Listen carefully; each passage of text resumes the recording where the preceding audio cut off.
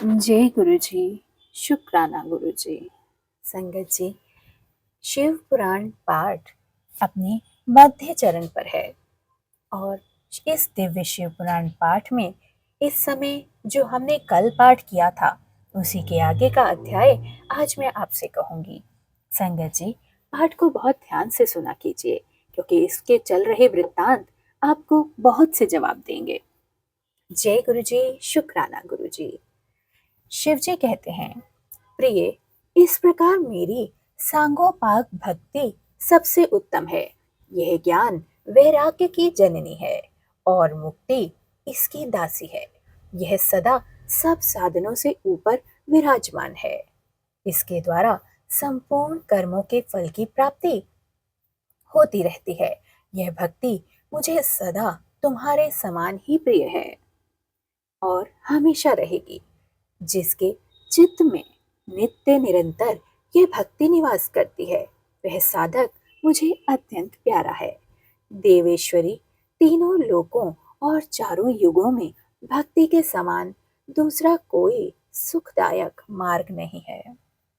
कलयुग में तो यह विशेषता सुखद एवं सुविधाजनक है। हे देवी, कलयुग में प्राय ज्ञान और वैराग्य के कोई ग्राहक नहीं है। इसलिए वे दोनों वृद्ध, उत्साह शून्य और जर्जर हो गए हैं। परंतु भक्ति कलयुग में तथा अन्य सब युगों में भी प्रत्यक्ष फल देती है।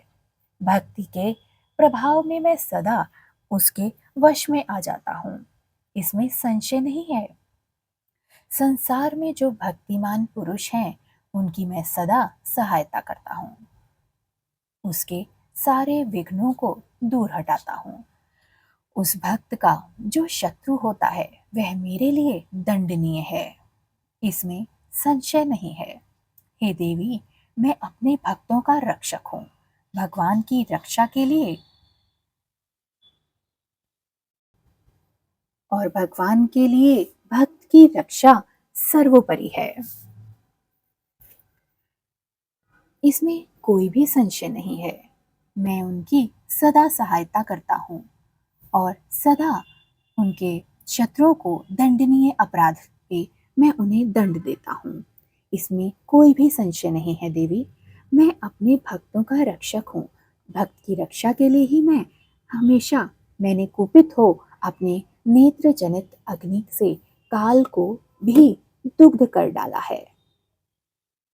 प्रिय, भक्त के लिए मैं पूर्व काल में सूर्य पर भी अत्यंत क्रोधित हो उठा था और शूल लेकर मैंने उन्हें मार भगाया था। हे देवी, भक्त के लिए मैंने सैन्य सहित रावण को भी क्रोध पूर्वक त्याग दिया और उसके प्रति कोई पक्षपात नहीं किया। हे सती देवेश्वरी, बहुत कहने से क्या लाभ। मैं सदा ही भक्त के अधीन हूँ और भक्ति करने वाले पुरुष के अत्यंत वश में हो जाता हूँ। ब्रह्मा जी कहते हैं, हे नारद, इस प्रकार भक्त का महत्व सुनकर दक्ष कन्या सती को बड़ा ही हर्ष हुआ।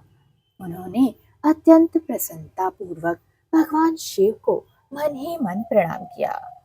मुनि सती देवी ने पुनः भक्ति के कांड्य विषयक शास्त्र के विषय में भक्ति पूर्वक पूछा। उन्होंने जिज्ञासा की कि हे परमात्मा, कि जो लोकों में सुखदायक तथा जीवों के उद्धार के लिए साधनों का प्रतिपादक है वह शास्त्र कौन सा है प्रभु। उन्होंने यंत्र मंत्र शास्त्र सबके उसके महात्मा तथा अन्य जीवोद्धार का धर्ममय साधनों के विषय में विशेष रूप से जानने की इच्छा प्रकट की। सती के इस प्रश्न को सुनकर शंकर जी के मन में बड़ी प्रसन्नता हुई। उन्होंने जीवों के उद्धार के लिए सब शास्त्रों का प्रेम पूर्वक वर्णन कर डाला। माहेश्वर ने पांचों अंगों सहित तंत्र शास्त्र, यंत्र शास्त्र तथा भिन्न भिन्न देवेश्वरों की महिमा का वर्णन किया। मुनीश्वर इतिहास कथा सहित उन देवताओं के भक्तों की महिमा का, वर्णाश्रम धर्मों का तथा राजधर्मों का भी निरूपण किया। पुत्र और स्त्री के धर्म की महिमा का कभी नष्ट न होने वाला वर्णाधर्म आश्रम और जीवों को सुख देने वाले वैदिक शास्त्र तथा ज्योतिष शास्त्र का भी वर्णन किया।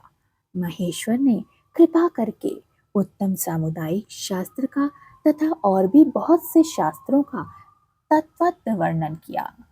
इस प्रकार लोकोपकार करने के लिए सगुण संपन्न शरीर धारण करने वाले त्रिलोक सुखदायक और सर्वज्ञ सती शिव हिमालय के कैलाश शिखर पर तथा अनायाय स्थानों में नाना प्रकार की लीलाएं करते थे। वे दोनों दंपति साक्षात पार ब्रह्म स्वरूप हैं। हर हर महादेव। जय गुरु जी, शुक्राना गुरु जी। संगत जी, आज के इस पाठ में महाशिव बताते हैं कि किस प्रकार महाशिव अपने भक्त के अधीन हैं। वो उसकी भक्ति से प्रसन्न होकर अपने भक्त के सदा आसपास ही रहते हैं और अपने भक्त को कोई भी परेशानी हो या कोई भी उनका शत्रु हो तो भोलेनाथ भी उसे दंड की भावना से ही देखते हैं और वे अपने भक्त को दंडनीय अपराध जरूर देते हैं। इसलिए ही कहते हैं भगवान अपने भक्त की भक्ति के अधीन ही होते हैं। जय गुरु जी, शुक्राना गुरु जी, सर्वदा भला गुरु जी। गुरु जी, इस पाठ को पढ़ने और सुनने वालों के समस्त परिवारों का कल्याण निश्चित ही हो। समस्त सृष्टि का कल्याण हो, वनस्पति का कल्याण हो, समस्त पितरों का कल्याण हो, समस्त जीव जंतुओं का, पृथ्वी पर विचरने वाले छोटे छोटे प्राणियों का, जीव जंतुओं का, सभी का कल्याण हो। गुरुजी, इस पाठ को पढ़ते वक्त मुझसे जो भी भूल हुई हो अपना बच्चा समझ के मुझे माफ कर दीजिएगा। जय गुरु जी।